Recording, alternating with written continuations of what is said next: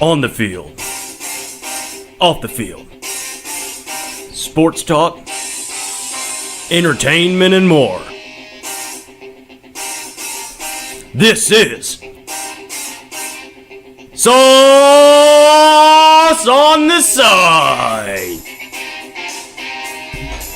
Well, hello there, Dippers, and welcome back to episode 94 of the Sauce on the Side podcast. As always, Dippers, I'm your host, Drake, joined by the man, the producer, Mr. Leighton Pip Shavantone. Juice is back, baby. It's in the people, it's in the baseballs, it's in something, but Juice is back. Dippers, be sure to download, subscribe, and rate on Spotify and iTunes. Follow on Twitter and Instagram at The Saucy Pod. Today we have a very loaded show for you today. We will give out some headlines for the Kentucky Derby. There was some controversial finishes there. We will talk about the NBA quarterfinal matchups. Things are heating up. We have quite a few. Actually, all four series have been very good up to this point. The shittiest take of the week is back, and we will have some MLB chatter. So, latency. Finally, some good old controversy in the sport of horse racing. Who knew we needed it? Yeah, who knew we needed it? Maximum Security crosses the finish line first, but Country House was named the winner due to a disqualification. So, latency.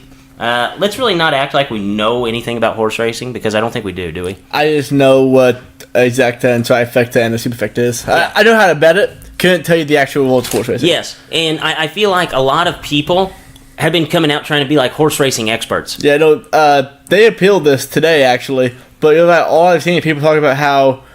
I've seen people who bet on him said he didn't cut him off, and he absolutely cut him off. And I feel like there aren't this many horse racing fans. No, there's not this many horse racing fans. And my favorite thing is that, you know, a lot of times you can, like, analyze a sport because, like, you could halfway do it, you know.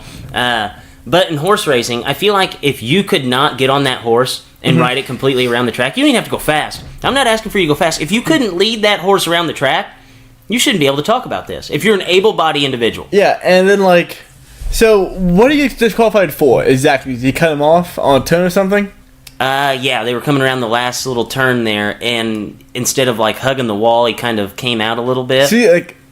I don't know why that's not allowed. Rubbin's racing, baby. But I'm not going to sit here and tell you that it didn't happen. But I'm not going to sit here and say, like, oh, that shouldn't be allowed, horse racing. But at the same time, I don't know rules enough to tell you why it is. The great intimidator, Dale Earnhardt, would be pissed about this. Rubbin's racing, baby. All day.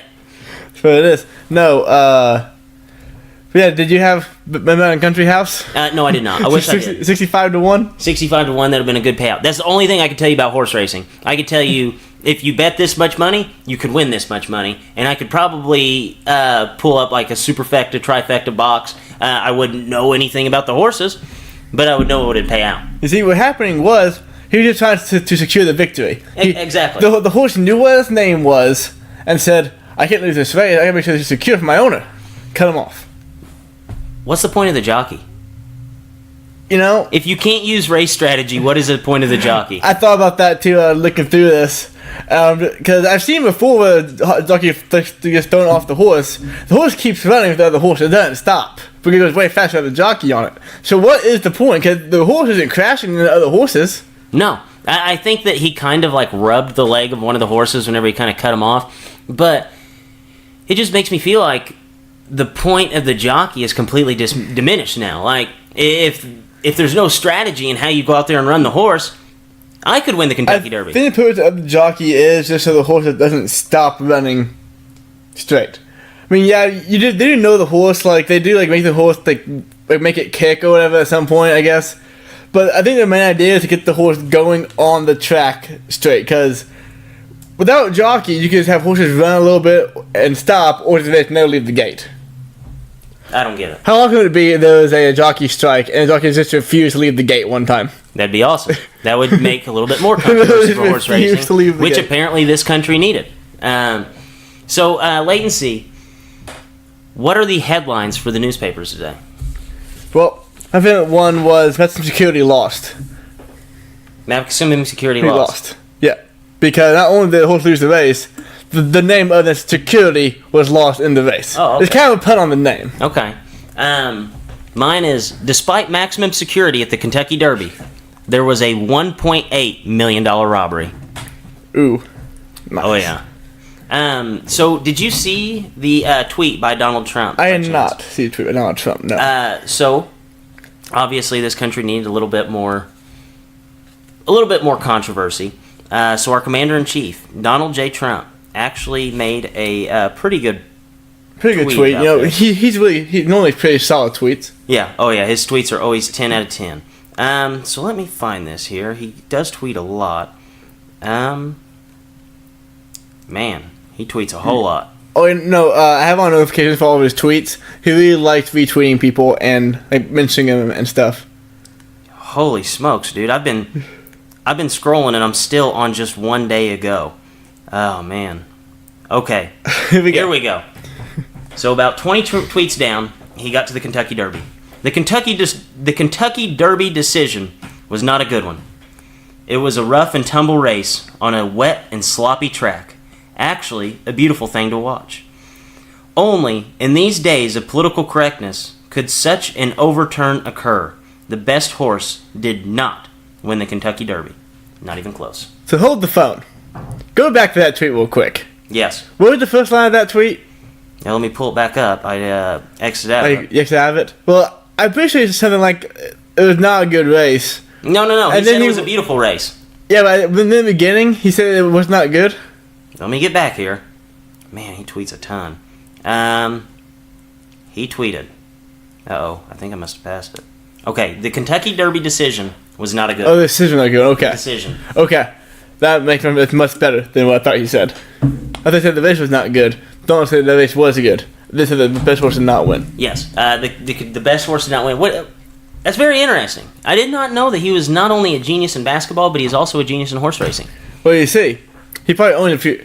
You know what? I bet he had a stake in maximum security. It's probably his horse. It might have been his horse. He probably went in at national security, but people connect too many dots. Yeah. They said, so it has to be maximum. Can't do national. Has to be maximum. That would have been awesome. We can't have your name out there anymore. It already is. Yeah. That would have been awesome. You know, I am honestly surprised that we don't have like a Donald Trump like sophomore running in the Kentucky Derby one day.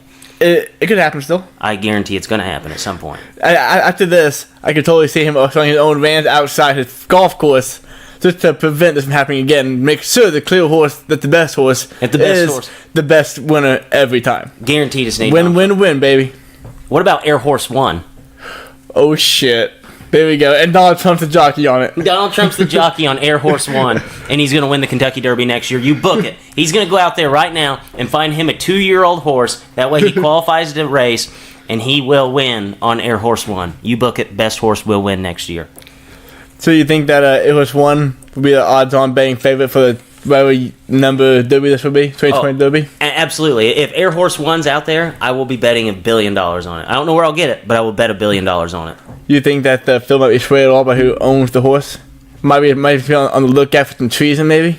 No, he'll just have the best horse in the race. Any more thoughts for us? Yes, I do. It was all a dream. I used to read Run Up magazine.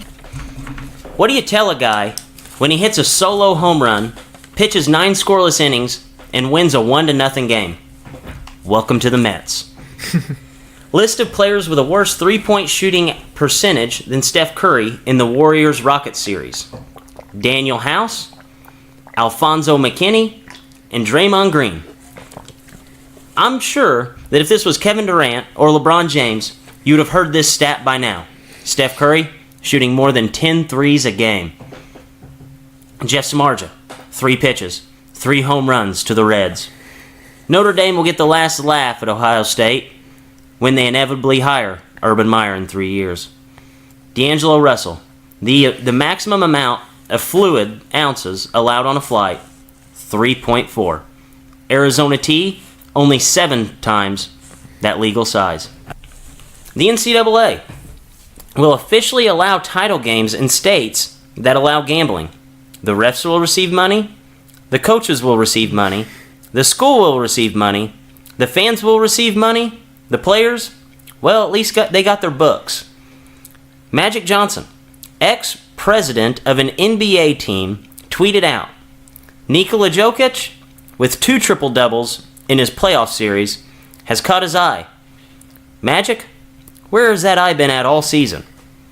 Bryce Harper, 233 average, Manny Machado, 236 average. $330 million? Well spent. St. Louis Cardinals. The new punching bag for the boys of the North Side. Kawhi Leonard. Talk about elevating your game for the postseason. Kyle Lowry. Talk about it de-escalating your game for the postseason.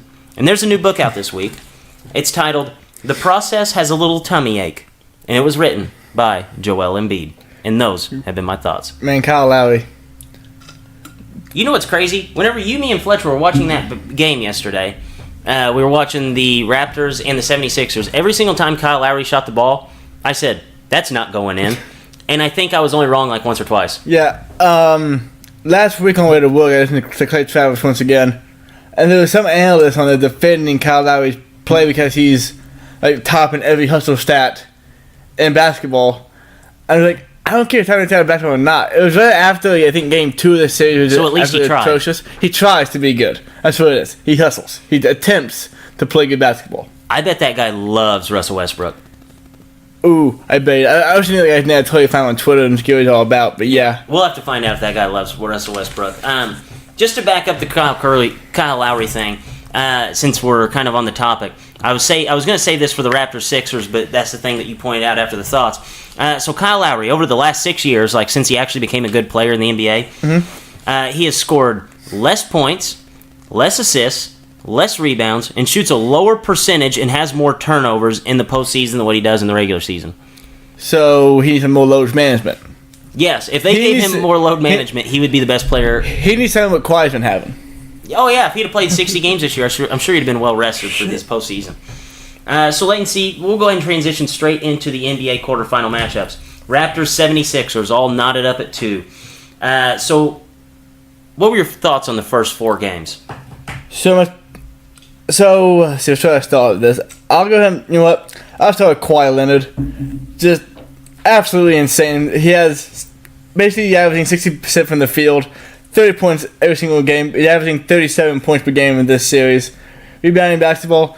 It's just, when you watch Kawhi play now, you almost allow yourself for thinking that he wasn't that good because he didn't play last year. I'm watching, I forgot how good Kawhi Leonard could be. He didn't play at all last year. He had a quad injury. People thought, okay, what's going to be like in Toronto? Fletcher, to his credit, had no words at all about Kawhi this season. Fletcher picked the Raptors to actually win the Eastern Conference this year before the season actually started. But Kawhi on another level right now. I don't know when he became LeBron James, but it happened, and it's good for Toronto. No, I absolutely agree. Kawhi Leonard has absolutely been a man. Like you said, shooting north of 60%. Small forwards don't do that in the NBA. Mm-hmm. They do not do that in the NBA. You can take a guy who's maybe like a center and say, yeah, he shoots 62% because he doesn't shoot anything outside of 5 feet.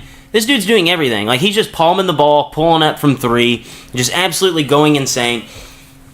And every single time that the Raptors need a bucket, Kawhi does it. Kawhi does it. Like yesterday, they were down by 6. Boom, Kawhi grabs the ball, brings the ball up the court, which I think is really interesting since you have a true point guard in Kyle Lowry, who basically disappears in the second half. Kawhi Leonard's their point guard. Brings the ball up, pulls up, 3, nails it.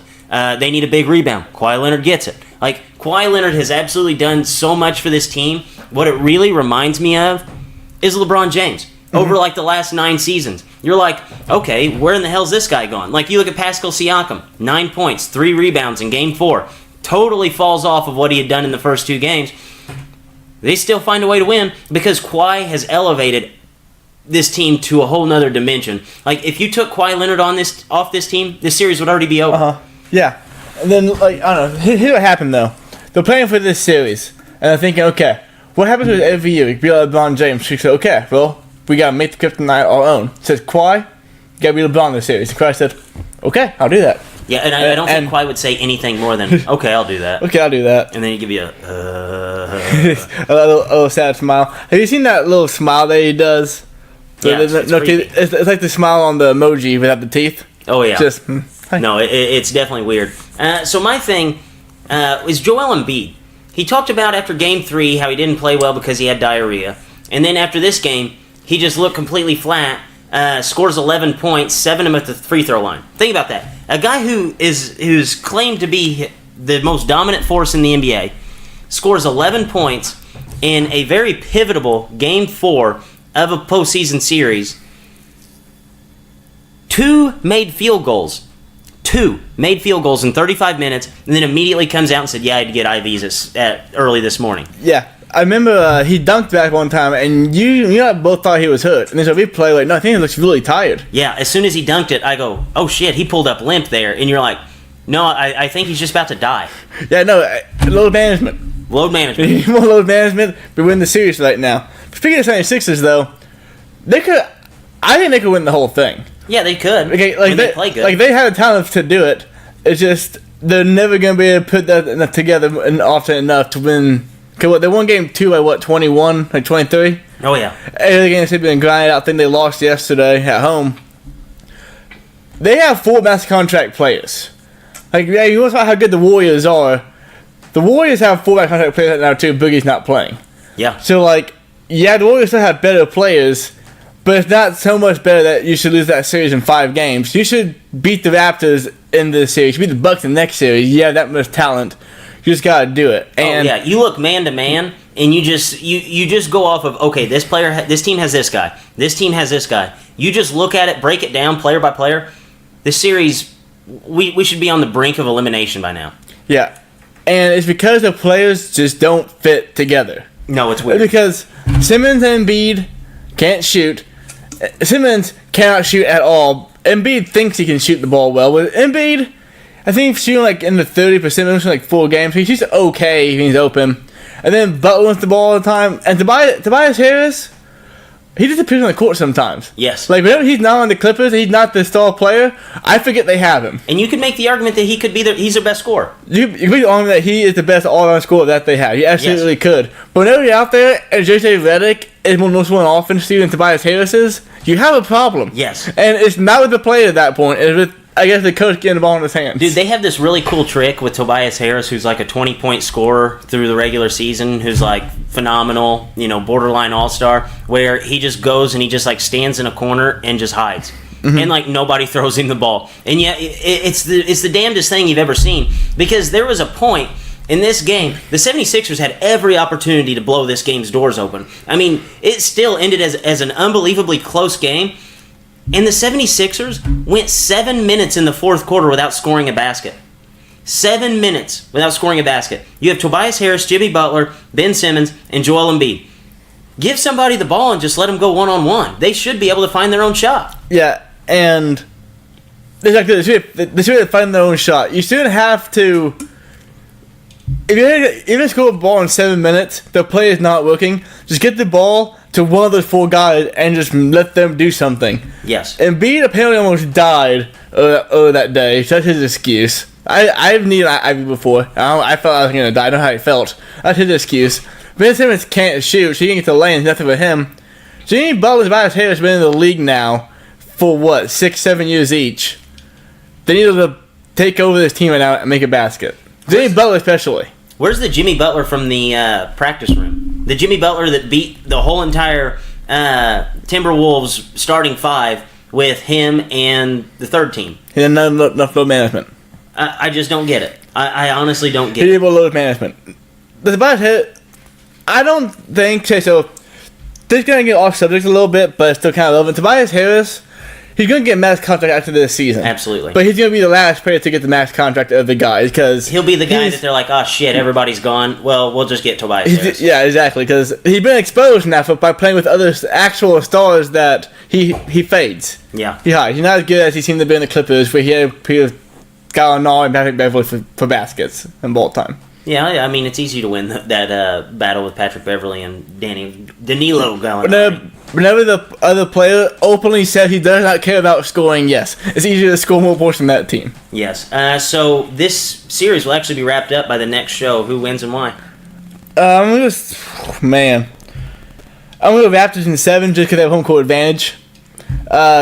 All these games except for 2 have been two of the 4 games super close and go either way. I just don't think the 76ers put together enough in Toronto to get it done, though. Yeah. This series is like the Game of Thrones, man. It all goes through the north. I'll go through it. It's past the north, not on to the south. On to the south. I think that the Raptors are going to win this. I'm going to give it 7 games, though. I fully expect Joel Embiid to be healthy by the next game. Pascal Siakam should be in better shape by the next game. So hopefully all the players are playing good, because I just want all probably 7 stars that we have in this game to play well just one time, because it seems like everybody 3 players. Probably not even that. There's only like 2 guys that show up every single game. I just want all stars hitting on all cylinders just for one freaking game. It's I'd really, be happy. it's really like a constant grind. Yes. For everybody but Kawhi, and then whoever the 76ers player wants to do good that night. Yes, that's exactly what it is. It's Kawhi's going to show up every night. One of the, Ben Simmons will come out and drop a triple-double, and then maybe the next game Joel Embiid will actually show up. It's the weirdest. It's a very weird series. Whenever several games in this series, though both teams don't score over 100, you know it's a grind to watch. No. Or grind to look at, play, whatever. I absolutely agree. So we'll go ahead and move on. Bucks Celtics. So the Bucks actually have a 2-1 lead despite losing Game 1. So how did the Bucks turn things around from the first game despite Paul Pierce declaring it over? So first of all, Paul Pierce is an idiot. He said a lot of things done this year. But Not Paul Pierce, man. I talked about this Better than Dwayne Wade. last week. I felt like they were just came out too round up and almost too amped up for this game. They're way too happy. They're too happy with this game, too ready to go, came out way too tight. Celtics, been before, they almost got to the finals last year. They came out way more relaxed. And Johnson, an awful Game 1. And me and Jay all said last week he won't play that bad again all series, probably all playoffs. And he's not going to, he hasn't, and that's why they're up 2-1 right now. Yes, after Game 1. Okay, so what was the storyline of Game 1? That Al Horford shut down Giannis? Basically. Okay, I want you to say that real quick. Al Horford shut down Giannis. Yeah, no, it sounded ridiculous. No, just say it. Al Horford shut down the MVP of the league. Okay, that doesn't sound right, does No. it? Okay, so in the first game, Giannis Antetokounmpo, you know how many free throws he shot? Low, like 3. He shot 10. 10 free throws, okay? You know how many he's shot in the last 2 games? How many times the last 2 games? 40.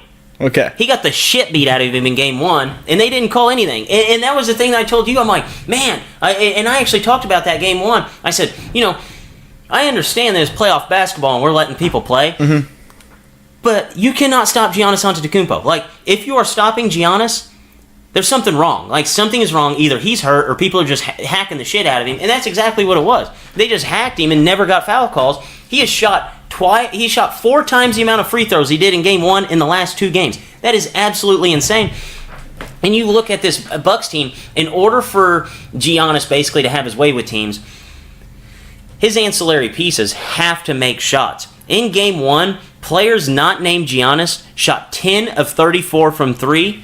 In their last 2 games, they have shot 32 of 79 from 3. That's a difference between 29% and 40%. And whenever you're an NBA team shooting over 33s per game, an 11-point increase helps out a ton. So I think that this is, if I could point at one thing, I would say that it would have to be a mix of 2 things. That guys are making open shots, and Giannis is finally getting the rightful foul calls whenever he goes to the basket. And I'm on here all the time saying guys go to the rim and they're just looking for a foul call, i.e. James Harden. I hate watching it, and it just drives me insane. But we're not talking about a guy who's stepping back on a 3 and diving into other players. We're talking about a 6'11" freak of nature driving at the basket, going up with 2 hands, and somebody just basically undercutting him or going up with 2 hands and grabbing him. Mm-hmm. So I'm okay with this many foul calls being on Giannis because they're actually fouls. Yeah. I don't know, but you take Giannis away, so last 100 Hooper Stereo being forced to play the game where he's on the fly by getting 2 guys who are more important to his team. Giannis was more important than Kawhi Leonard to his team. Fletcher basically just said that you take off Giannis, you have Chris Middleton. And how good Chris Middleton when he has to be the go-to guy? Well, look at Bucks record without Giannis Antetokounmpo. It's not good. When Giannis does not play at MVP level, they are not good. They are here because Giannis is the MVP of the league. If Giannis doesn't beat Giannis, they have no chance to win any game in the playoffs. They're 20 points better with Giannis. At least, easy. At least, and that's talking offensively and defensively combined. You could honestly make you would probably think it's probably more, honestly, because Giannis could be the defensive player of the year too. Yes. So if he gives you 50% more in your placement, stops 10 more, it's at least 20 points better. Probably more. Yes, I absolutely agree with that. So wait and see who's going to end up winning the series. Oh man! Last week you were on the Celtics, weren't you? I'm on the Bucks still. Still on the Bucks? I'm staying on the Bucks. You have to. I mean, they've done nothing but just prove you right. Exactly, and like last week, I can't see him playing as bad at Game 1 ever again, at least for this series. Series shifts though, but bad teams might come outplay Mike Budenholzer. But as basically said yesterday, Mike Budenholzer has outcoached Brad Stevens. And that's so weird to say. In the 2 of the 3 games, because second half scoring is all Bucks. Yeah, I agree. The Bucks have came out in the second half and just completely dismantled them in both games. I mean, I think it was either Game 2 or Game 3. It was damn near tied, and then the Bucks just put the foot on the pedal and cruised to victory. I'm sticking with the Bucks. I'm not one to say Brad Stevens is not as good as a coach as Mike Budenholzer, but Mike Budenholzer's done a much better job than Brad Stevens outside of Game 1. So wait and see. Rockets, Warriors. The Rockets have finally found a way to steal a game. They've stole Game 3 in overtime. So what was the difference in this game compared to the first 2? This one I thought was really easy. So the Warriors bench only had 7 combined points. You talked about yesterday how the bench just doesn't get minutes. Well, not getting points either. And Kevin Durant scored 44, but nobody else scored over 20.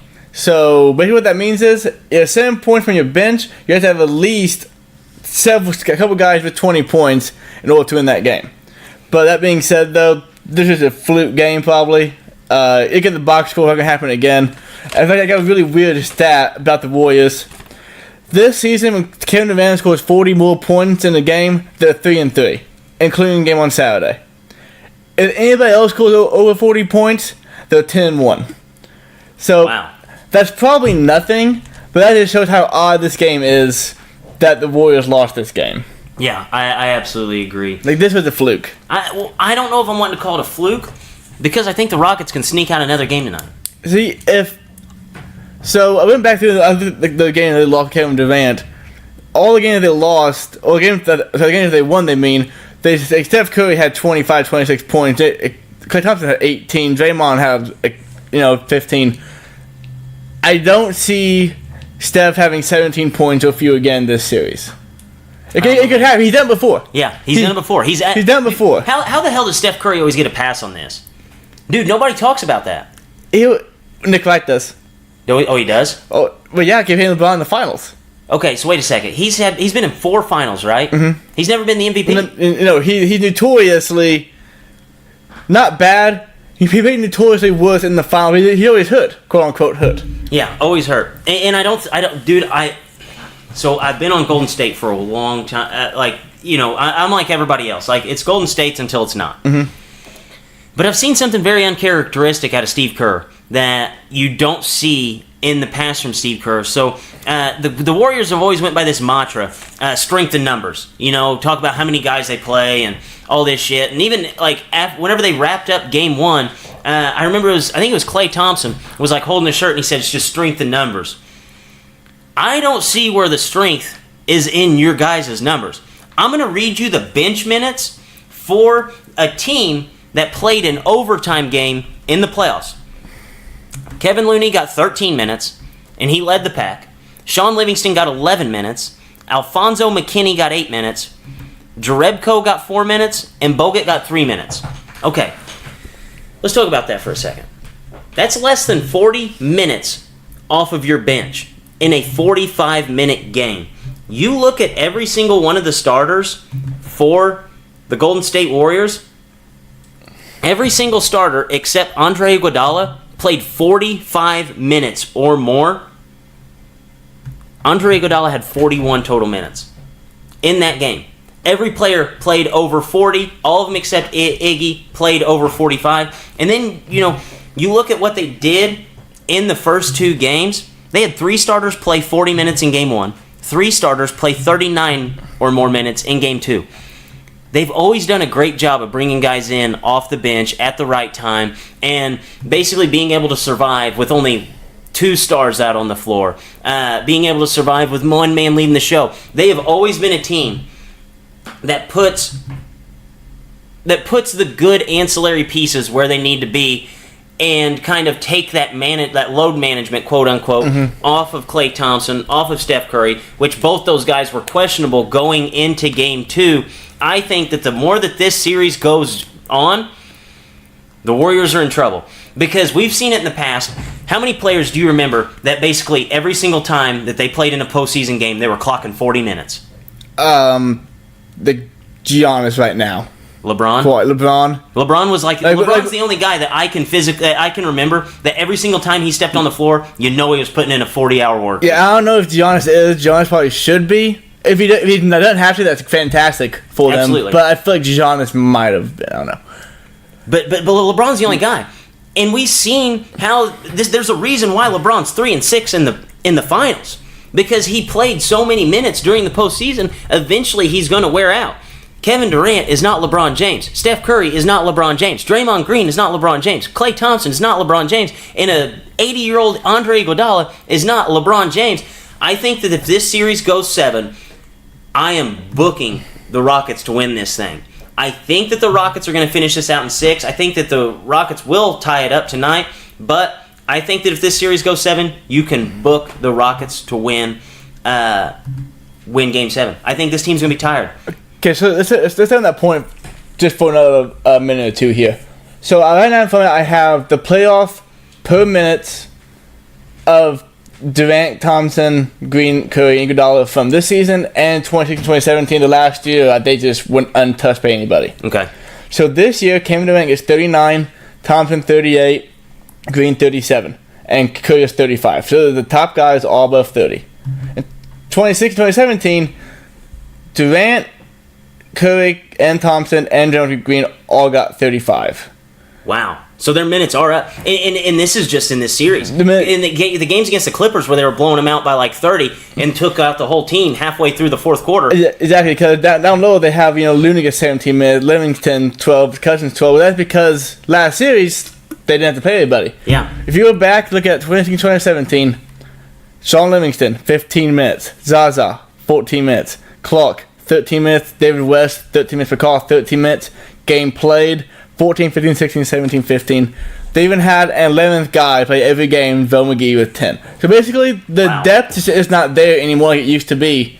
And that's weird. That's weird for us because it used to be, okay, Steph's tired, come out of the game, put Livingston, who on the offense, someone else scores. Yep. The style of Livingston is not the same, though. No, and I agree. And the funny thing is, you named off like 5 guys there that were grabbing 13 or more minutes in playoff games for the Warriors over the last few seasons. They had one guy play 13 minutes in an overtime game. One guy, Kevin Looney. And that game went. Wow. Yeah, that game was 53 minutes long. Wow, yeah. Yeah. All the minutes are with the exception of Steph Curry and Iguodala, Green, Thompson, Durant, minutes are way up. Yeah. And it's because the depth is not good it used to be because Livingston and Iguodala aren't the same guys they used to be. And that's like weird. Fortunately for them, Looney's plays good. He does play in the game. Yeah, oh yeah. He gives him a solid 13 minutes, but it's still only 13 minutes. Only 13 of a game. minutes. Yeah, unbelievable. Unbelievable. I think this goes. And if you look at the guys who came in off the bench, almost every single one of them was a big man. Anyways, I think if this goes 7, the Warriors should be hitting the fucking panic button because this is going to be bad. Yeah, I'm taking the Warriors in 6, though. Me too. I think the Warriors are going to finish it out, but I'm just saying it's something to look for. It's something to look out for.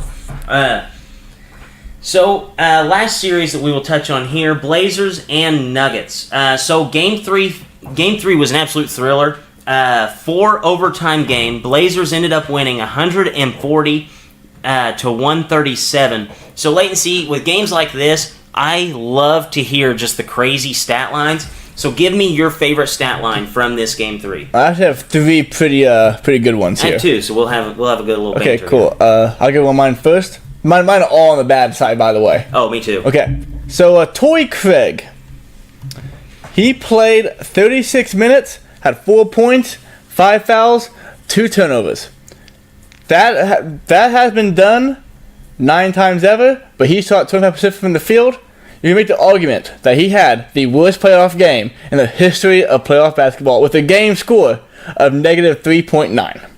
Wow. You can make the argument that Torrey Craig out there was the most useless player in the history of basketball playoff That's game. awesome, dude. I saw that he lost the mask for Game 4. He did. He played much better in Game 4. Yes, the mask was holding him back. Well, he said he couldn't see. So, I mean, I guess I'll give that one up. You Dude, can't see, you can't play basketball. New basketball idea. One guy has to play blindfolded. Oh, shit. So you have 5-on-5, one guy's blindfolded, and the rest of the guys can see. Do you think that they put up a better stat line than Torrey Craig in Game 3? They have less fouls, for sure. Probably, because they'd be standing in the fourth row. Over 3 from 3 is just a bad game right here. But I have 2 more that challenge it. Drake, give me one of your stats. So I'm just going to go ahead and get one of the bad ones out of the way. I have a bad one, and I just have kind of a bizarre one. Al-Farouq Aminu. He's one of 5 players ever to play 46 minutes, shoot 5+ threes, 2+ free throws, and score 6 or fewer points. So let me put that back in perspective for you. He played 46 minutes. He shot 5 or more. He shot 5 threes. He shot 2 free throws, and he scored 6 points. He's one of 5 players to ever do that in 46 minutes. That's terrible. That's absolutely terrible. Yeah, no, that's actually awful. Mine, Gary Harris. Didn't have a bad game of Torrey Craig. But No, you can't have a much worse game. No, Torrey Craig had made the worst game in history of the playoffs. But Gary Harris played 50 minutes, 6 fouls, 13 points. His saving grace for the whole game, why it was better than Torrey Craig? I think I could do that. He shot 50% from the field. Well, he was efficient at least. Yeah. And he was efficient fouling, and he used all of his fouls, and he shot 50% from the field. So he maybe had the best postseason game of all time. You know what? You can make the argument for that. Because he only had 13 points in 15 minutes played, but not that Torrey Craig. Not was game ever though. So I have another stat. So Nikola Jokic, dude, his name trips me up every time. I don't know if it's Jokic. I hear it a million different ways. Either way, he only played 65 minutes in this game. Only 65 minutes. He is one of 6 players ever to do so, and the first since 1989. You'd think Steve Kerr was in charge of his load management. No. Did Tom Thibodeau coach Game 3? Of what? Does Tom Thibodeau work for the... Tom Thibodeau. Yeah. The wind sprints guy from the Bulls? I know who he is. Did he coach for the Nuggets? Because Jokic played 65 minutes. That sounds like a total Tom Thibodeau stat. That's what happens whenever the game flows really weird in the fourth quarter, and you go to overtime, you can't pull them out. Not 9 for a second. Yeah, 65 minutes. My favorite part, one of 6 players ever. I love the part of the game where they're like really late in the fourth overtime. Thomas got up off the bench and get in the game, walked towards the thing to get there. Stood a second, and then the coach called him back. Said, hey, actually, you know what? Just come back. Maybe his hip flared up. So, what? Hey, coach, I haven't played all game, but my hips killing me Hips here. tightened up. Oh my gosh. Okay. My last one. Where is it? Here it is. Seth Curry. He went insane in Game 4 for like probably 3 minutes. I thought he was better than Steph for like 3 minutes of Game 4. But continue, Seth Curry. No steals, no blocks, no turnovers, no assists, no rebounds, 2 free throws, 1 for 5 for 3, 0 for 1 for 2, 20 minutes, 5 points. Why are you out there, man? Like, are you out there to shoot the ball 6 times and make one of them? At least do nothing else. At least Kyle Lowry, who gets pretty useless in the postseason, like there's some guy in Toronto who says, yeah, he hustles. He gets the hustle stats. Seth Curry didn't do any of that. No rebounds, no assists, no steals, no blocks, no turnovers, 5 points. And no fouls. He could not have been moving. He had to be spotted for 3. He shot 5 threes. He had to be spotted for 3 the entire game. And I'm not saying that I can make a 3-pointer in an NBA game, but if I'm out there for 20 minutes, I would hope I could get like a loose ball off of a rebound or maybe an assist. Any kind of like hustle or like should you actually give a shit about the game other than shooting the 3? Dude, that is awesome. So 20 minutes, he shot 5 threes, had 0 rebounds, 0 assists, 0 steals. 0 blocks, 0 turnovers. He got the ball and shot. I could have at least turned it over.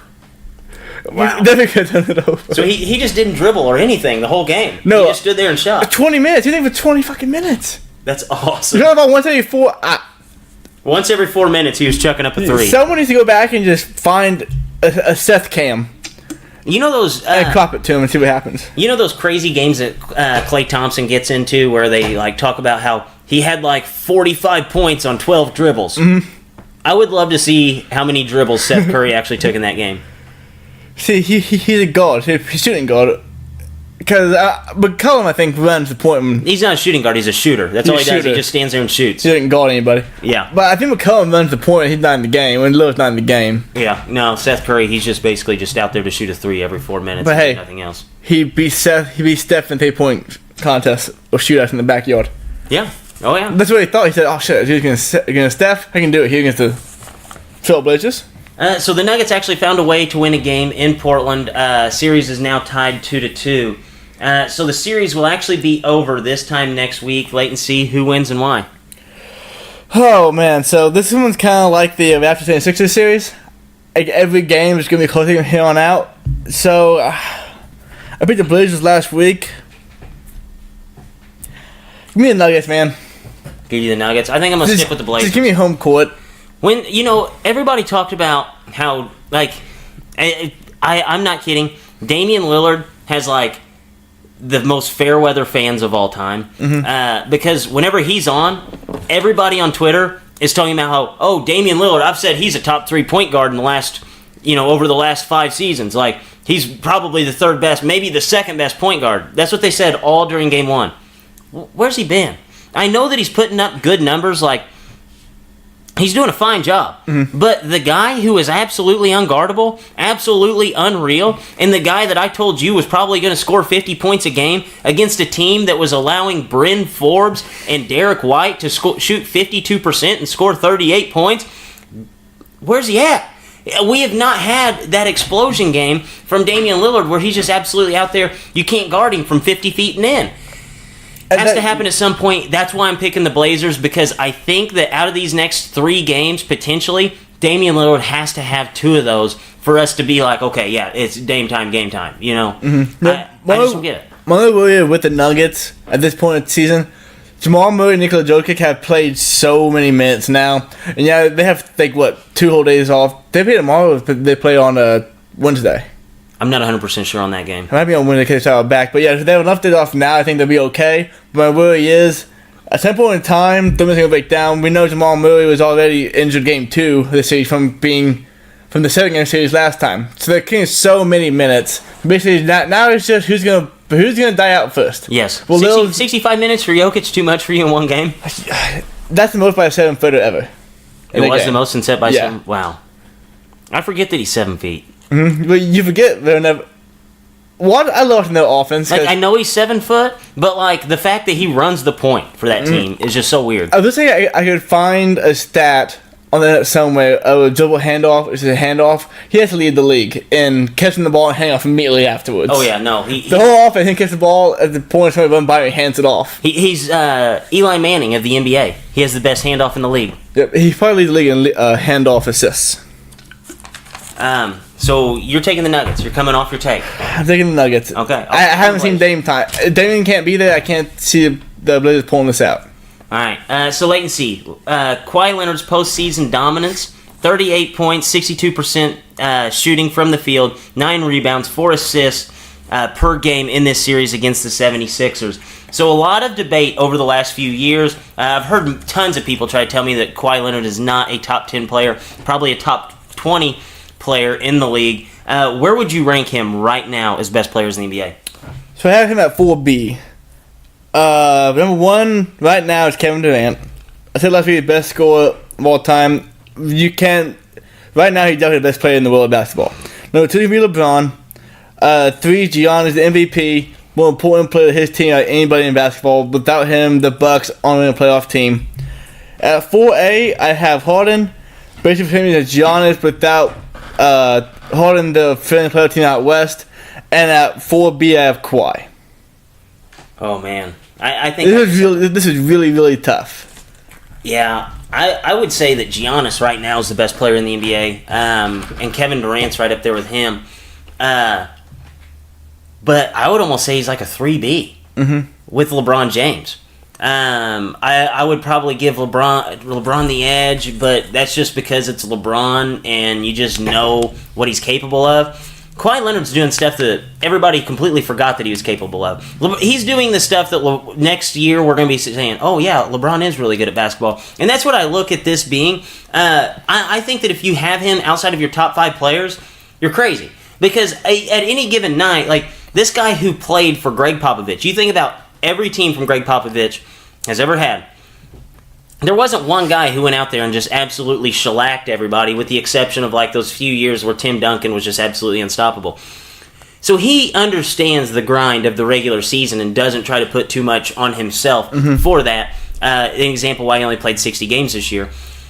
In a one game winner takes all, you have to have him as maybe the 4th best player in the whole entire NBA. I think Kawhi Leonard, if you think he's not a top 10 player, you're absolutely nuts at this point. But I think that he would be 4th, which is pretty crazy to say. Whenever he won the MVP, that one postseason, you never would have thought this guy would have been the 4th best player in the league at some point. Yeah. I almost, you made the argument you could put him at 3. Oh, yeah, absolutely. Above LeBron, for sure. Like, you could. The reason I have it at 4A, because one is LeBron. Giannis is the MVP. He's 4B with Harden because I don't want to just understate how important Kawhi is to the Raptors, but James Harden just scored 36.5 points per game. Right. He had one of the best offensive seasons ever. And basically what happened here is I didn't want to insult anybody. So I basically put him at 4B because, well, shit. I can't just say that Kawhi Leonard is worse than James Harden because he's better at defense, or because James Harden isn't better often that good at defense, so just put them together. Layton's handing out participation trophies, what it sounds like. So, latency. One thing that absolutely cracks me up, we have to play this game every year. Who's the next Michael Jordan? LeBron is no longer LeBron, and there's been quite a bit of buzz of KD being compared to MJ. Why do we do the next man up comparison to MJ? Okay. This one I think I've And I say we. Why do people? Because I never do it. Yeah, it's stupid. Like, it's the LeBron and MJ thing. It's not MJ and anybody else thing. But no, I think I have actually a good reason why here. You look at baseball. Who's the best player of all time? The argument for it. It's Babe Ruth, Barry Bonds, Willie Mays, whoever. And football is Jim Brown, Walter Payton, Tom Brady, John Tanner, Jerry Rice. And hockey is undoubtedly Wayne Gretzky. Everybody accepts it. And basketball, generally people accept that it's Michael Jordan, and now there's a challenge to it. And then LeBron challenged it a little bit, so now people just want to keep biting at that. But if you look at the two players comparably, I mean LeBron and Kevin Durant profiles as MJ more than LeBron does. Because they're both absolute like lethal scorers, like absolute snipers. Like they will take you out in the game. LeBron, passes more, should have blocked more, but I think that's why. Yeah, I don't get it. I think this is just like the dumbest thing ever. Like they never use it for the NFL.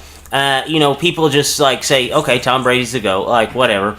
And before that, it was Jerry Rice, and then Jerry Rice didn't play for like 5 seasons, and then everybody's like, oh yeah, we don't compare him. We just accept a new guy as that. Yep. Like you said, Wayne Gretzky, nobody even blinks an eye. I think that's just because like the rugged hockey fans that they are. Baseball, you don't have a GOAT conversation. No. I mean, dude, like they compare, like they'll say, oh, this player was really good 50 years ago. Oh, Mike Trout's putting up similar numbers, but they never use that term GOAT. LeBron, the NBA is such a weird thing to where they've came to this conclusion that everybody has to be. If you are above this threshold of a player, you're automatically compared to Michael Jordan, whether you compare to him or not. Whether you're a 6'11" small forward who's built like a brick shithouse, or you're a 6'11" scarecrow, we're going to compare you to Michael Jordan, who happened to be a shooting guard. I don't understand it. I think that they need to come up with a new argument. Do you think that the Kevin Durant thing's even fair? No. Absolutely not. Absolutely not fair. Not at all. And to go back to what you were just saying about I think it's more fair to compare like Kevin Durant to Scottie Pippen. Yeah, but I don't understand why we have to compare players like this at all. No, I agree. Like, why are we doing it? I agree. Because, so basically, watching sports, I don't remember when the LeBron MJ thing really started happening, But before that, I never heard it with any player. Absolutely. Like you never saw Kobe versus MJ. No. You never saw anybody and anybody. Well, now you hear Kobe versus MJ, but that's just out of Kobe. Yeah. So Kobe had to get himself in the argument. But you're right. It was like baseball. It was like, oh, Willie Mays did this to so many games. Oh, look, Mike Trout doing the same thing. It was never who's better, Mike Trout or Willie Mays. Yeah. I mean, baseball, I think everybody just understands that Sammy Sosa was the GOAT, but that's an argument for a different day. Big Papi.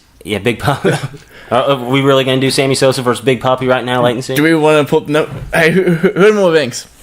That's true. Well, dude, he can't help it. He was a Cub for like his whole career. Hey, the curse is broken. Yeah, that's true. Where's the curse ever real? Well, they just had.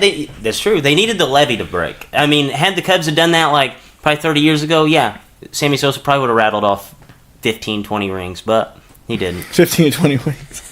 So, latency, let's go ahead and move to darts. You told me that we have a very new game, an interesting game. What are you wanting to do today?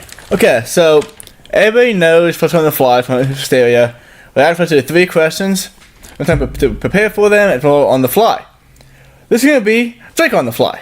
Oh, okay. And so this weekend, I get updates for everything that happens in the world ever. It's kind of annoying, but if I don't have them, there's something really important that happens. So ESPN just released the first fantasy football rankings, and it's too early for me to really put on fantasy football. I know people are actually obsessed with it, look at it all year long. Drake's one of these guys. I already have a pretty set list in my head. So I have 5. Is it bad that I've already been looking at ADPs and where guys are? I looked at the rankings today. I didn't look at it hard enough to really go into it, but no. Yeah, let's Okay, fine. I have 5. Okay, 5. I have 5. Drake, these 2 players are 6 and 7 in ESPN's rankings. Who will have a better season and will be close? Juju Smith-Schuster or Antonio Brown? Ooh, Juju Smith-Schuster all day. I think so. Yeah, when's the last time an Oakland wide receiver's been worth a shit? I mean, we saw Amari Cooper there, leaves town. I mean, yeah, Amari was like a 1,000-yard guy, goes to the Dallas Cowboys. He's in the system for like 2 weeks, and then automatically a system with Dak Prescott, who is not a guy who stretches the ball downfield, immediately made Dak Prescott a guy who could stretch the ball downfield because he could get open. Actually, whenever Amari Cooper got traded, I've never been an Amari Cooper fan. I just don't think he's that good, but he is. Let me rephrase this. So, you would think that all the wide receiver has to do is get separation. Whenever he came from the Oakland Raiders, he had the highest separation by route ran yardage-wise. So he was getting more open than anybody. And he didn't have success there. He was the number 1 wide receiver in all of football in getting open, and yet he did not have success for the Oakland Raiders.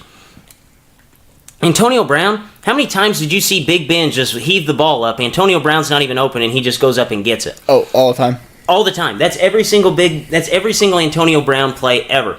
So he doesn't get open.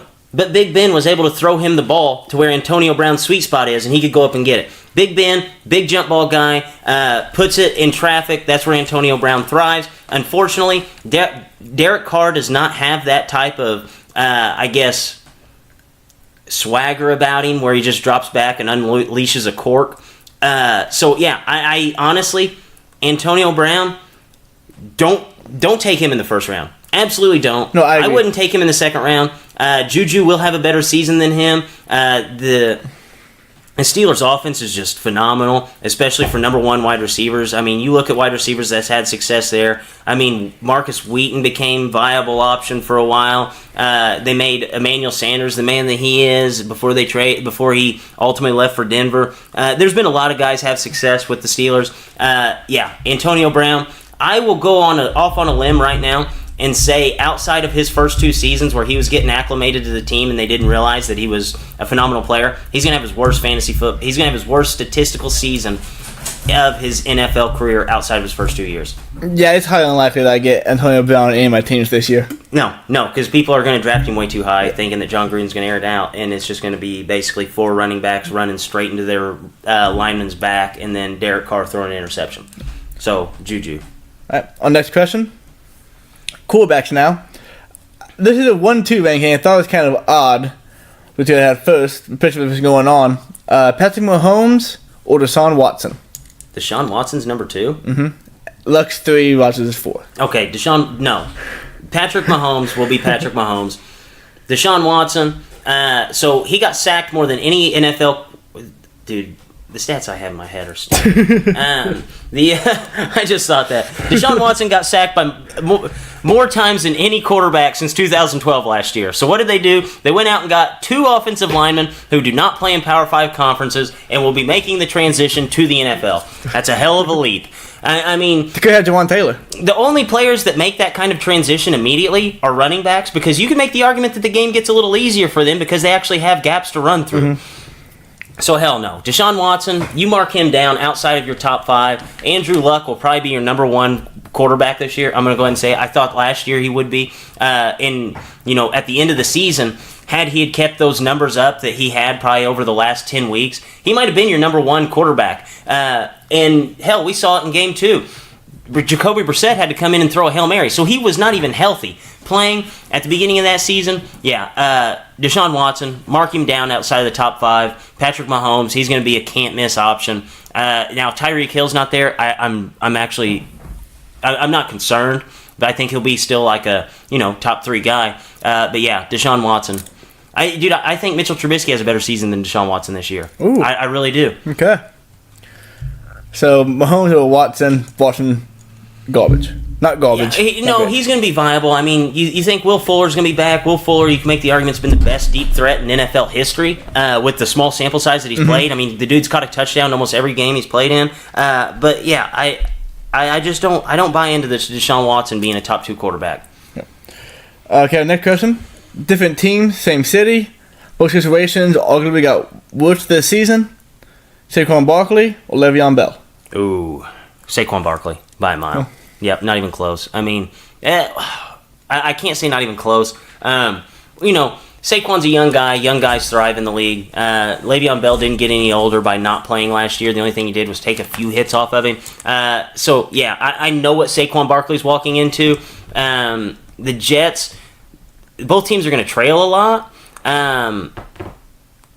I don't love Adam Gase. I mean, everybody talks about how good of an offensive wizard he is, but all he's done is shit to bed. Where's it been at? Yeah, exactly. I mean, he's an offensive wizard. Why? Because he coached Peyton Manning. Dude, I could have walked into that room, been the offensive coordinator, handed the clipboard to Peyton Manning, and we'd go out there and score 45 points a game. That just makes absolutely no sense. If you're going to pin your coattail if you're going to ride on the coattails of one quarterback's success, you want it to be Peyton Manning. So hell no. I'm all aboard Saquon Barkley. Saquon, he's going to be on a bad team. He's still going to have games where he catches 10 balls. He's going to run basically until his legs have completely fallen off. Unless they make the transition from Eli to Daniel Jones, I'm not going to come off of Saquon Barkley being a lock for a top 2 back. Okay. What do you think Le'Veon Bell is going to rank at, running back wise? Oh. I thought of that a lot, actually. I can't figure that one out. Yeah. Top 10, because top 10 volume, assuming health. But top 5, I don't know.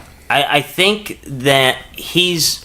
See, this is hard to say because you just don't know what they're going to do with Todd Gurley this year because of the stuff coming out with arthritis in his knees, and he's definitely going to have load management. That's why they took Darrell Henderson in the 3rd round. So I think his volume's going to go down. As far as the guy who's going to get volume, Le'Veon Bell, the volume's going to be there.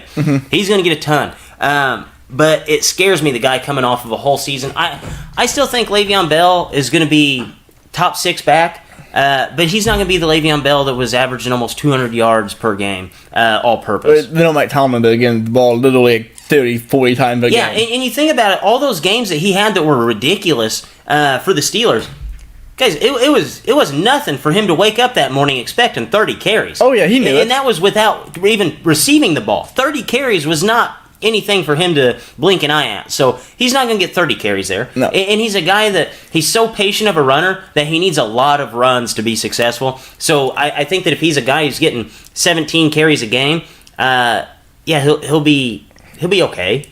But no, I would much rather have Saquon. Our next question might be the hardest for you out of all 4 of them. We're going for a flex spot here. Both guys carry a fair amount of risk. Todd Gurley or Julio Jones? Ooh. Todd Gurley. Really? No, knowing he had arthritis in his knee. Yeah. Because whenever he's on the field, he's going to get the ball. Mm-hmm. Julio Jones ranked 3rd here we go again. Julio Jones ranked third as far as snaps for Falcons receivers last year's. You ranked third? Third. So yeah, I mean that speaks for itself. I mean Todd Gurley, even if he's banged up a little bit, they're not going to use him as a decoy. Mm-hmm. You know, they're not going to Gronk him out there. Yeah, if Todd Gurley's on the field, he's going to get the ball. I think Darrell Henderson's going to see quite a bit of snaps. I think people are going to be surprised at how much they're going to actually use him. But Todd Gurley's still going to be Todd freaking Gurley whenever he gets the ball 15 times, 20 times a game. Mm-hmm. So yeah, Todd Gurley. Can't wait. I'm so excited to see the Todd Gurley owners whenever Henderson's getting like 9 to 12 carries. Oh, they're going to be pissed. Fortunate touchdowns. Oh, they're going to be pissed. He's a beast. He's a beast, dude. Everybody, that's one thing that's going to go under the radar. I mean, you look at C.J. Anderson, short, thick running back. Mm-hmm. Darrell Henderson, short, thick running back. That's not by accident. No, they knew what they wanted. Yeah, they got a much younger C.J. They traded Anderson. up for him. Yeah, they got a much younger C.J. Anderson who can probably catch the ball better. And the last question, top fantasy player outside quarterbacks. Top fantasy player outside of quarterbacks. Ooh, there's a lot to like here. I mean, Odell Beckham Jr. is not going to get worse with Baker Mayfield. With Baker Mayfield, that's for freaking sure. Top player, I love DJ, like I always do, but I just don't see Cliff Kingsbury giving him. Oh man, he's going to catch a ton of passes this year. Give me Alvin Kamara. I think Alvin Kamara will probably be the number one guy. Yeah, dude. You look at what he did last year. I mean, Alvin Kamara was top 3 back last year. Mm-hmm. 300 less snaps than the number one guy. So Christian McCaffrey, number 1 running back last year, had 300 more snaps than Alvin Kamara.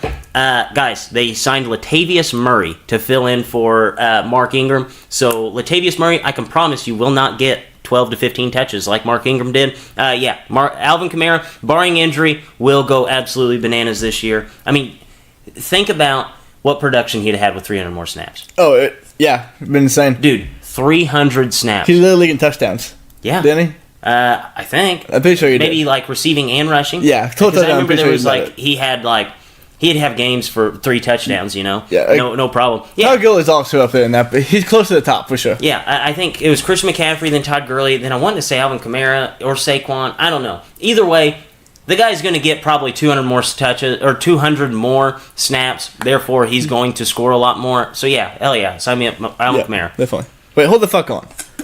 You knew all these stats, but you don't know who had more touchdowns last season. No, I don't. It's too normalized.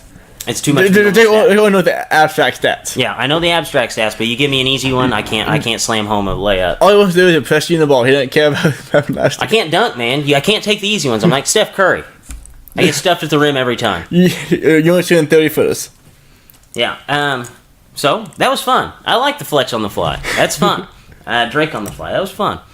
So latency, shittiest take of the sports week. We listen to a lot of TV shows. We watch a lot of TV shows. Listen to a lot of sports talk radio. Latency, give me your shittiest take of the sports week. This time's our buddy Colin Cowherd. Oh hell yes. People who think Colin Cowherd often know that he's hypocritical of himself, not in a way he's putting himself down, but he says one thing and then says the exact opposite like, a month later, and then says he never said the prior thing. And today I caught him doing it. Basically, in actually the same hour of the show, so That's it's awesome. perfectly. So it started out, he had some guy on, not sure who it was. He's like Paul Pierce, before and after a basketball game. Ooh, that is good. But so this guy, not sure who the guy he had on was, but he was doing most of the talking anyway. His whole thing all season long is how he prefers Ben Simmons over Joel Embiid. That might be a bad take, whatever he wants to be at, whatever. All season long, he said that Joel Embiid is not a shooter. I agree. Joel Embiid is probably not a shooter. But then he went on to talk about how... He's 7 foot tall. And then it comes full circle back to that. Okay. So then he went to talk about Ben Simmons, how he likes Ben Simmons' game a whole lot. If he ever develop a jump shot, he'll be, a phenomenal player. Talk about how Magic Johnson didn't get a jump shot till later on in his career. He uses to his quote, Magic didn't become a shooter to the end of his career. A shooter. It's Magic Johnson, 9 seasons in the league, he finally got above 1 3-point attempted per game. 2.7. Wow. The 3 years after that, before he had a leave for HIV virus, he averaged 3 3-pointers per game. You look at Joel Embiid's seasons, He averages 4 per game and shoots .025 worse from the field. Wow. So, if Ben Simmons doing that makes him a shooter, then it's Joel Embiid right now calling a shooter. According to what you said today, yes, he is. That's awesome. The fact that you said, and then He didn't stat check that at all. And then 20 minutes later, he was bitching again how Joel Embiid thinks he can shoot. According to you, he can shoot. Yeah, according to what made Magic Johnson a shooter, he's a shooter. According to what you said 20 minutes prior to this, yeah, Joel can shoot. Dude, I love that. I love it. I don't think he stat checks anything. No, see, I really don't. I think he just knows, like, yeah, Magic Johnson shot more threes at the end of his career, had to be a shooter. yeah, whenever he said that, I thought, okay, shit, I gotta look up his stats real quick because I've been wrong forever. Yeah, oh yeah, no, me too. But no, if that's your analysis of a shooter, 30% on 3.5 per game, Magic shooter, so were 177 players this season in the NBA. That's no shit. 177 guys shot 3.5 or more or fewer threes and had 30% from the field. Wow. 177 shooters. 170, dime a dozen, dude. Every team has 5. Every team has 5 shooters. Wow, that's actually a really bad one. So my guy, he's actually making his first, I think this is his first appearance. I don't know. It's Kyrie Irving. God, this is good. I've been playing basketball a lot longer than some of these people analyzing the game. I'm an actual genius when it comes to this game. If you talk to me about basketball, I will talk all day. But when it comes to personal things or comparing myself to NBA brothers, like, do you think you are better than this guy? I'm out. Okay, so, not a bad quote. One thing stuck out to me. I'm an actual genius when it comes to this game. Kyrie Irving. That's awesome. I don't know if this is a shitty take or this is an awesome take. But I don't think that there's that many basketball geniuses out there. No, there are very few, and they're head coaches. They are. But the guy who thought that he was better than LeBron while he was on the Cavaliers has to think that he is an actual genius whenever it comes to the sport of basketball. The guy who wanted out of the tutelage of LeBron James. The guy who doesn't want to listen to anybody. Not even maybe the best basketball coach in the NBA with Brad Stevens. Kyrie Irving's smarter than all these people. I mean, they're all playing checkers and Kyrie's playing chess, is what it sounds like to me. LeBron James, probably the smartest basketball player of our generation. Maybe hands down. I mean, the guy would give up. He was the first player to really, like, in this NBA, to drive at the basket and be the best player on the court and pass the ball out. I mean, the guy's a genius whenever it comes to the game of basketball. Kyrie was smarter than him. Brad Stevens took a load of scrubs, plus Al Horford last year, to the Eastern Conference Finals. Took him 7 games. He's a smart coach, but he's no Kyrie Irving. No. I love that. I mean, okay, Kyrie, yeah. Some analysts you probably doing the game better than.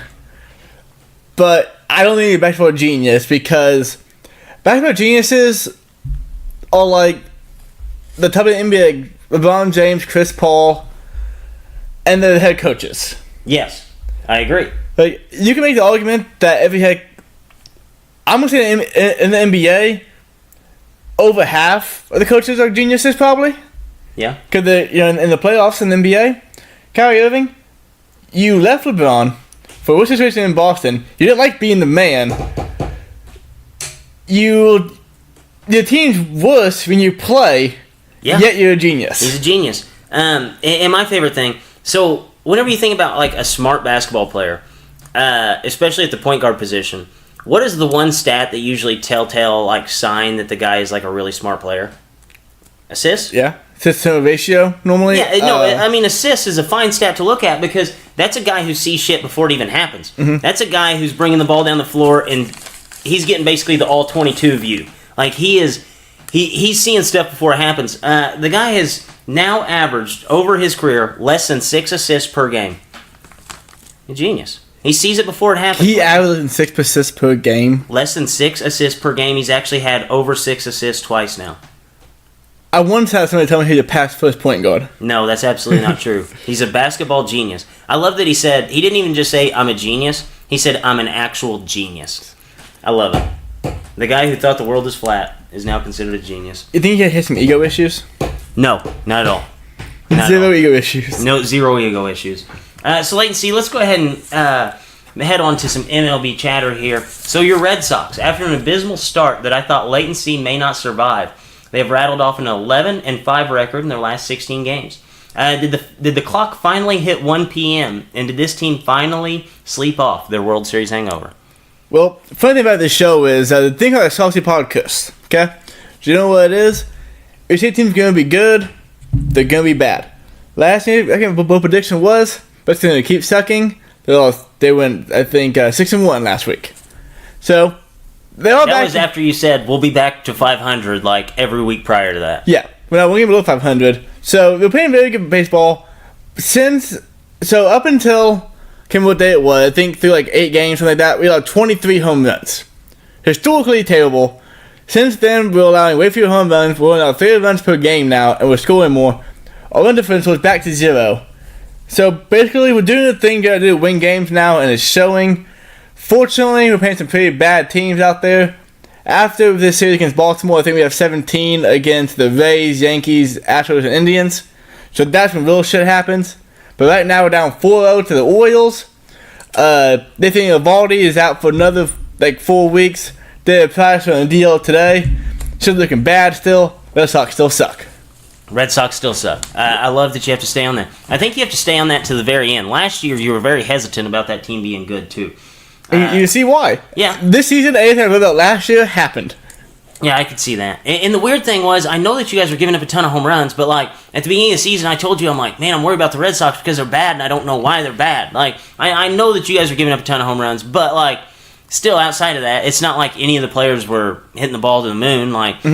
Usually good teams, even though if they're pitching bad, still find ways to hit the freaking ball. Yeah, Betts is back. Betts went from 195 to 300 at freaking warp speed. That's awesome. I think a week and a half. Martinez been good all season. Devin's finding a home run. Bogarts is playing better. Our 1 through 5 guys are hitting very good. 6 through 9 are still iffy as all hell. Kenny Michael Chavez come up. We call him the Ice Horse. The Ice Horse? Through 24 at-bats, he had 4 home runs. This kid's swing was made to hit that sit-go sign down center field. He's going to be a strikeout monster later this year. Oh, yeah. Once they get a little pitching chart on him, monster strikeouts. It'll be rough. He's going to have some up and downs. So, Leighton, we actually had probably the first big series of the MLB. It seems like a lot of the good teams were playing a lot of the bad teams and vice versa. Cubs, Cardinals, they had both rattled off an 11-4 record in their last 15 games going into this series. The Cubs were able to sweep the Cardinals at Wrigley Field. So, what were your thoughts on this series? Would you say that? Do you think I'm fair to say, not just being a Cubs fan, that this was probably the first big series in the MLB? Oh, yeah, definitely. Because this series was for first place in the division. Absolutely. And you had to from the game, you had to when you got it.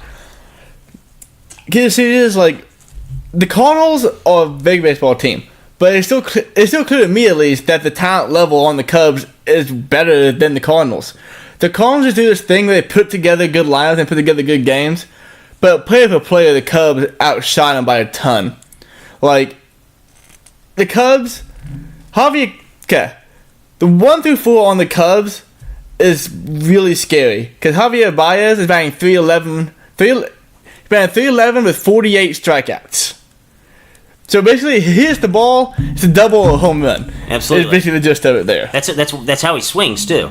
And I don't know about you, but I'm not quite scared of Paul DeYoung getting the 2-hole or the 3 spot for the Cardinals. No, I don't think I am Goldspit, either. Ozuna, very good. Carpenter, DeYoung, still not having much faith in him. Yeah, this series was pretty weird. The Cubs come out in the first game, and Kyle Hendricks basically just mows them down. 81 pitches. 81 pitches. Made quick work of it. Game 2, the Cubs looked like they were in some trouble. They were down by 4 runs, and Tyler Davis gets his first hit of the season, grand slam home run. They're looking like a good baseball team. Mm-hmm. Bad players do stuff like that when they're on good teams. Because he would have never had that opportunity to swing the bat had they not walked a guy, put him on first. So, Game 3 of the series, Cubs just absolutely went out there and just manhandled them. Mm-hmm. I think scored 13 runs. Chris Bryant hit another grand slam, which I thought was kind of funny. Just a little salt the wound on the Cardinals. But I'm not going to say that the Cubs are back, because as soon as I say that, they're going to completely fall off the map. But the Cubs now are 17-5 in their last 22 games. What do you think the keys have been for this team turning it around? So start of the season, pitching was awful. Terrible. Not only pitching, the batting was also terrible. And I don't know what kind of incense Joe Man lit in the clubhouse. All at one time, everything turned on at once. So basically, the easiest way to say it is, you guys were playing like the Marlins, and now you're playing like the 27 Yankees. No, that's true. Cubs pitching staff in the last 17 games, 2.71 ERA. Leads all the bigs. I would say that's a great reason why they've kind of turned things around, you know. I mean, Yu Darvish hasn't found it yet, but, I mean, it's just a matter of time for him, hopefully. No, never mind. Yu Darvish is going to be terrible for the remainder of the season. I don't want to jinx anything there. But this was such a weird thing for the Cubs. I mean, you look at how they were hitting. 7 of the 10 guys that that are players that get swings that are going to qualify at the end of the season to qualify for statistics. 7 out of the 10 have a better than 3.33 on base percentage, which not many teams in the MLB have that, with the way that team players are just basically going out there and just trying to slug at the ball over and over and over. And during the Cubs' 2-7 start, they were averaging 7 runs per game, but they allowed 8 runs or more 6 times out of those 9 games. So I think this is a team that's finally putting it together. Hopefully it'll keep it up. But I'm not going to say that they're back. I did that last year. So the Marlins. Wait and see. Bad team update. Still have not reached 10 wins. How? I told This you. is amazing. This team is going to be bad. Like, I don't understand how a Major League Baseball team, May 6th, cannot have won 10 games. They're 9-24. I don't care how bad your players are. If you can't somehow bullshit Timmons at this point in the season, they might be the worst team ever. How many are they on pace for? Like 43, which will tie the MLB record for worst wins. I know I brought this up last week, that they were on pace to only finish with like 3 wins above the MLB record for bad teams. The Cleveland Spiders? No, they actually played 162 games. Oh, okay. So out of teams that played 162 games. Since then, the Marlins have won 1 game. Doesn't it just make sense that they'll now sweep the Cubs after the Cubs swept the Cardinals? They'll both shoot the Cubs, then they go on to shoot the Phillies, too. Yeah, and that'll put them on pace for like double the amount of wins that they were. Be right on 55, 60 wins. Like, yeah, we're good, guys. Yeah. Are you ready to come off of it? You said that there's no way they reached it. I said that this team was bad. I've read off a few players on the roster that were getting swings at the dish. What do you think? I'm going to stay on it. They're going to get, because at some point in time this season, here's going to happen. Here's going to happen. The veteran players, because they do have veteran players, starting catchers. That's all they have.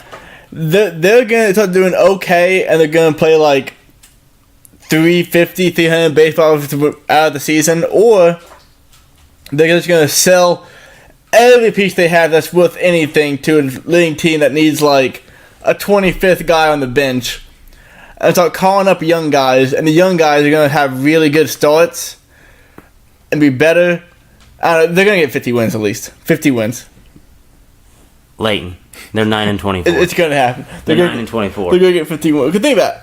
So they win tonight. They have 10 wins. They're still not. No, but that's barely enough. That ties the record from last week. That's barely enough to be on pace for 50. They're bad. So the Twins are one of the biggest surprises this season, and despite the fact that the Indians were everyone's choice to win the AL Central, the Twins are in first place after 30 games. What has made this team so successful so far this season? Well, playing the AL Central helps. That does help a lot. Playing the Tigers, the White Sox, and the Royals definitely help. The fact that the Indians haven't been that hot this season, been injured, also helped them do the division. But the Twins are playing really good baseball. I mean, they have guys like Berrios.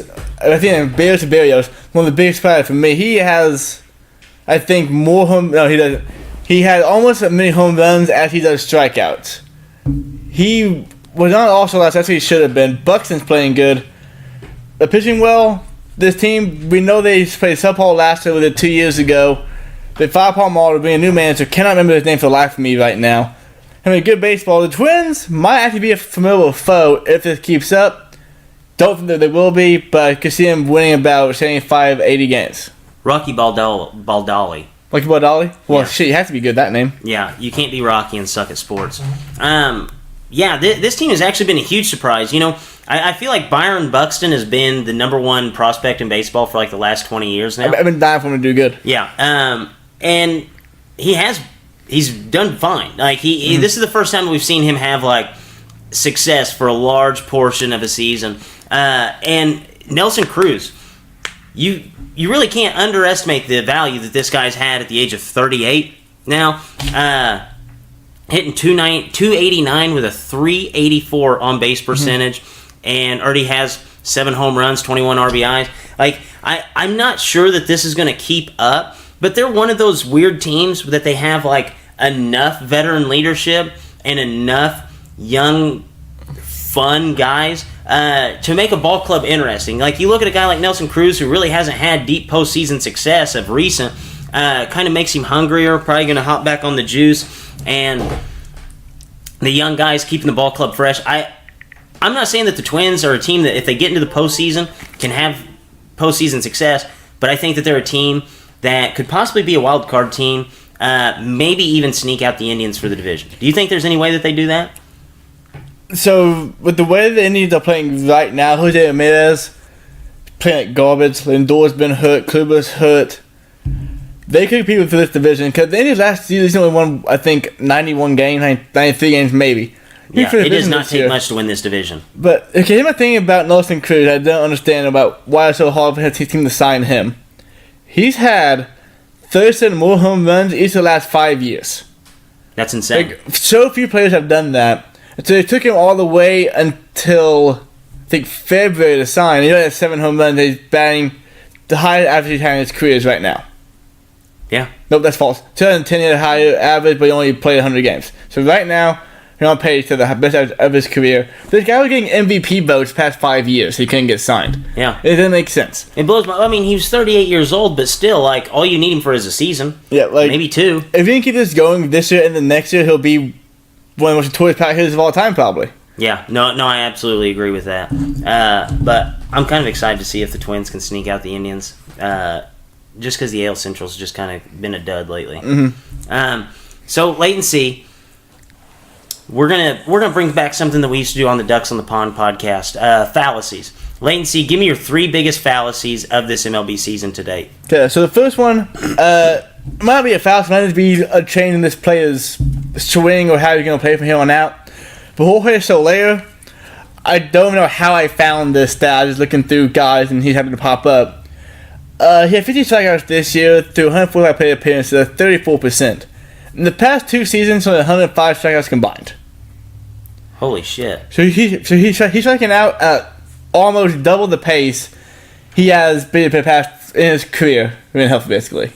That's crazy. That's a ton of strikeouts. So 50 already? Yeah, so I don't know if he's changing his swing to get more power, or if he's just on the Royals, he really doesn't give a shit. But I'm going to call that a fallacy. I feel like that Swing big zone. of an increase can't be that bad. Swing zone. I'm going to read off a fallacy. We'll go back. You go, I go, you go. Okay. So, Christian Yelich.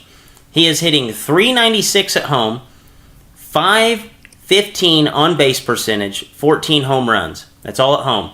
On the road, a .296 average, a .377 on base percentage, which is actually lower than his home average, and 1 home run. So he did get away home then. He did get an away home run. I don't know which side I'm going to say that how they're going to meet in the middle, but at some point in the season, these stats should kind of balance out, and I don't know if it's going to be going really cold at home or really hot on the road, but there's no way that he's going to finish the season with 100 points different on his batting average and hitting 14 times the amount of home runs at home than on the road. Yeah, surely to God not. Like, even if those two do meet in the middle, he's in like 320, like 35 home runs. That's still awesome. Yeah. But there's no way he's going to be batting 400 at home and 250 on the road. You can almost add his average and on-base percentage on the road and equal his home on-base percentage. That's crazy. Yeah, you could. Give me your next fallacy.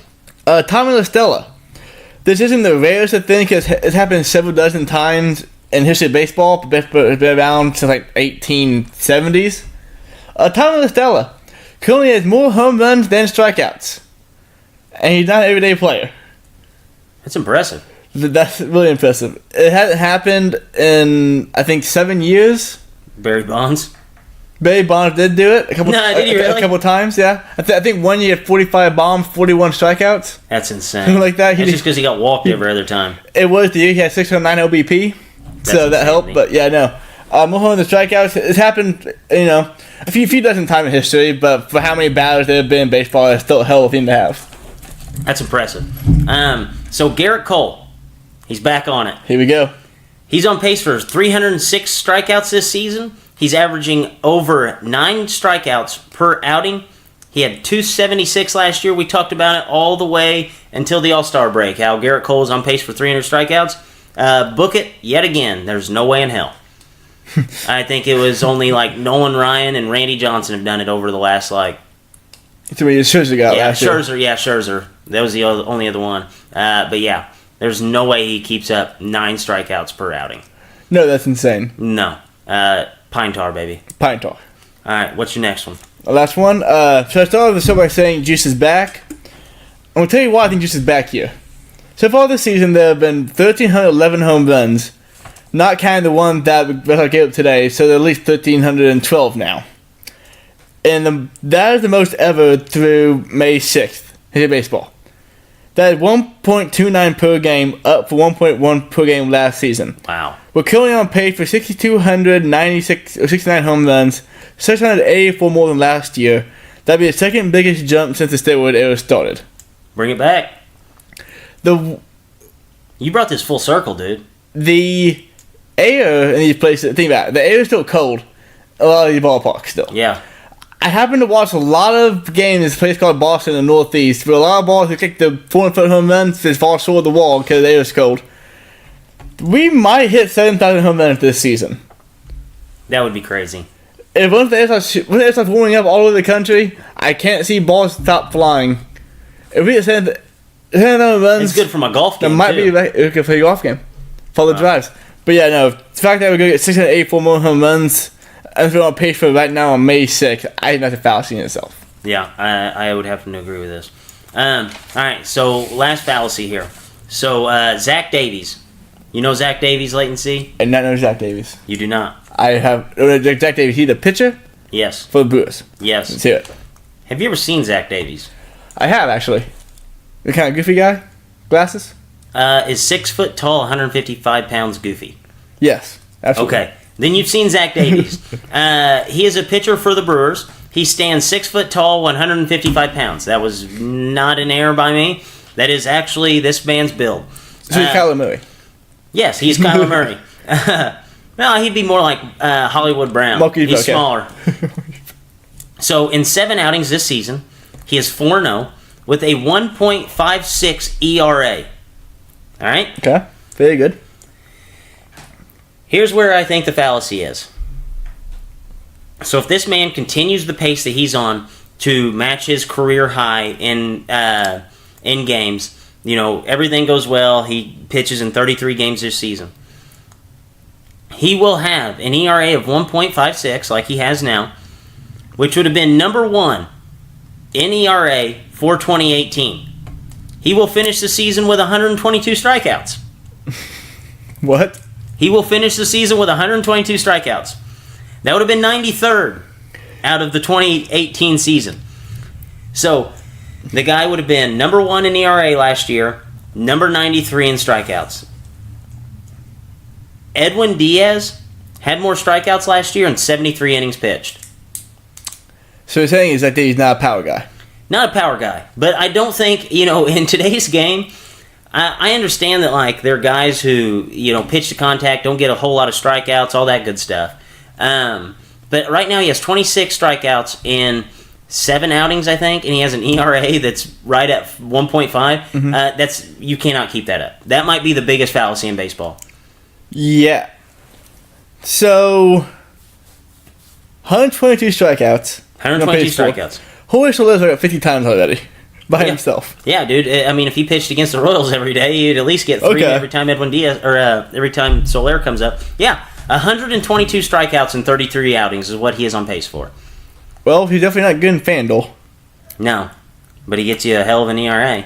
Well, I'm looking at that shit. That has to be some kind of record for discrepancy. Yeah, I don't know. Look it up. I'm going to. Yeah. I'll do the research. Yeah, I'll tweet it out. I mean, dude, I don't think I've seen anything like that. I mean, 33 even guys who pitch to contact get more strikeouts than that. I think how many that 4 per game? Yeah. Okay, yeah, that'd be easy to find. I'll figure it out. All right. So latency. It is time for us to listen to you break down a movie. Each week you go out, you watch not 1, not 2, maybe 3 or 4 movies. I know you've been on a little bit of a cold streak here, but latency. What do you have to review for us today? Today I'm taking a minute to bitch about Game of Thrones. Okay. This will be a little preview for bitching I'm going to do with Mr. Thomas. Wait a second. You can't complain about Game of Thrones. Uh, You said it's the greatest show of all time. It is. The season's still been great, but it's bullshit. Okay. Tell me why. So, everybody out there is going gaga over Game of Thrones right now because it's all spectacle and fan rewarding show. But it's sacrificing plotting and pacing and logic and intelligence. And anything the show was based on at the beginning is gone now. So, Jake, here's a little history for you. Game of Thrones, based off books, been 5 books. D.B. Weiss and David Benioff, I think that last name, bought the rights to the books and made it for Game of Thrones. So the first 5 seasons followed the books loosely, but they had the important plot points were all the same. The 6th book, Winds of Winter, had been in the works now for almost 10 years, not been released yet, probably going to be released. So since season 5, they've been writing this show basically themselves. Just all along about the book, getting some plot points to get to, not how to get there. So here's what they've done. They made one 10-episode season, season 5, the worst season of the show. No, sorry. Season 5 was season of the show, because that was the one where they first ran book material, they had to start making stuff up. Season 6 was all fan rewarding. The shit you waited 5 years for, that drug out forever, just gonna throw it on you all at once. Then it came out and they said that we don't have 20 episodes of the show, we only have 14. So then I knew, okay, so it's just gonna happen really fast. They're covering continent sizes things in seconds now in this show. And it's really, really, really, really annoying to me. So these guys don't have great creativity. They can only just follow an instruction manual that some guy wrote. Yes. What happened is they don't want to write Game of Thrones fan fiction, because that's what it is at this point. The fiction needed more fan fiction to get done. So basically, here's what's been going on. People going gaga over this show the past 2 seasons. The past 2 seasons have been complete shit. It took 5 years for these people to hike what's probably the size of Michigan to Louisville. Now they're doing more than that in 1 episode. That's awesome. The I knew battle, it had to have its flaws. the Battle of Winterfell, people hit the best episode ever, and it's not because this made no sense. Drake, you're not military. You're not a battle strategist in any sense of the word. Real quick, just a Marlins update. Okay. In the bottom of the first, the Cubs, their first 1, 2, 3, 4. 4 of their first 5 batters got a hit. Marlins are down 0-3. Okay, so All right, continue. Looking good. Back to me being a battle strategist, Looking which good. I am. I played Battleship a lot when I was young. okay, so this will be just kind of like a preview of what me and Thomas will break down more on Wednesday. Would you have the people who have no shields charge out into into blackness to kill the incoming army of millions, or have them behind a moat and behind the shielded people? King Leonidas once told me that if you're going to take on an army of thousands and hundreds of thousands of soldiers, you got to find Hell's Gates. Okay. The Battle of Thermopylae, baby. You funnel them in, okay? And you hide behind your phalanx and you take them out just about as wide as what your ground can cover. So, yeah, you have to funnel them in. You just don't send them out into the dark abyss. Okay, next question now. The shield guys who are behind the guys on horseback, That makes sense. would you put them behind or in front of the moat of fire? Right behind it. Okay. They did the exact opposite. Wait a second. on this So show. They pinned themselves between the moat of fire and their enemies. Essentially, yes. So they couldn't go backwards and they definitely couldn't go forwards. No, I'm watching the show, and I know talk during the show because it's a humongous deal for me. But I'm thinking, just like that. Basically, spoilers. Battle fell up in 2 weeks now. I don't care anymore. So I was actually like charging the battle, only the dead. They can't see him. I think to myself, that's not gonna fucking work. Well, whenever we were watching it I watched the most Game of Thrones I've watched my whole entire life. 2 minutes. The Battle of Winterfell was starting, and they had the dragons blow a line right across the, what are they? Dead people. The dead zombies. That fire kills them.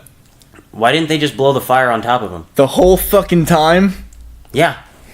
Back and Why? forth. Mow them down. They should have had several more moats of fire, so they had them back there.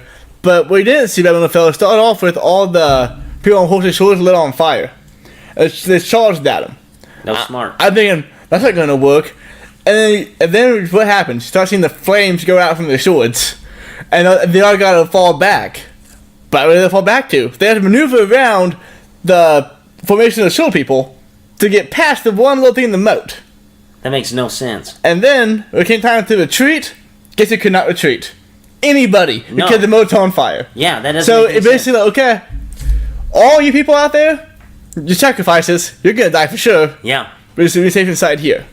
That's insanity. It is that, and then like we had stories, arcs end, and then the character didn't die, and then she had sex for the first time, and then the dumb leaving scene last night, and just so much terrible plotting and pacing things that make no sense, just because they want to get to the end because they don't know what to do, and they were given millions of dollars to make shit look cool. You know, whenever you start a project and you think, man, what did I get myself into? Mm-hmm. I think that's what they might have done. Yeah, they did. Well, in their defense, had that book came out, it's so much better now. But it's been 9 years since they had anything to look at to make things off of. That's crazy. They didn't sign up for this, so it's not all their fault. But still, damn it, you own the stuff. Just make it happen. And now, Make it up. this season, they're giving us 4 80-minute episodes for no reason. Just so they can jet set people from one place to the next, make shit happen faster. That's crazy. A lot of people, I feel like, are going to be disappointed then. I'm disappointed. Max is disappointed. My friend's disappointed. I don't know about Thomas yet. Find out on Wednesday. But everybody, Thursday, I'll go sandwich. It's being broke down. All right, so wait and see. Any bold predictions? Red Sox just keep sucking because they're down 4-0 to the Orioles. Bold prediction. Marlins sweep the Cubs. I got to say it. They're down 1-5 to the Orioles. And currently the Bucks and Celtics are tied 59-59 in the third quarter. All right, so now Budenholzer's going to take over. It's time. And on that note, for Drake, for Late and See, as always, Dippers, stay saucy.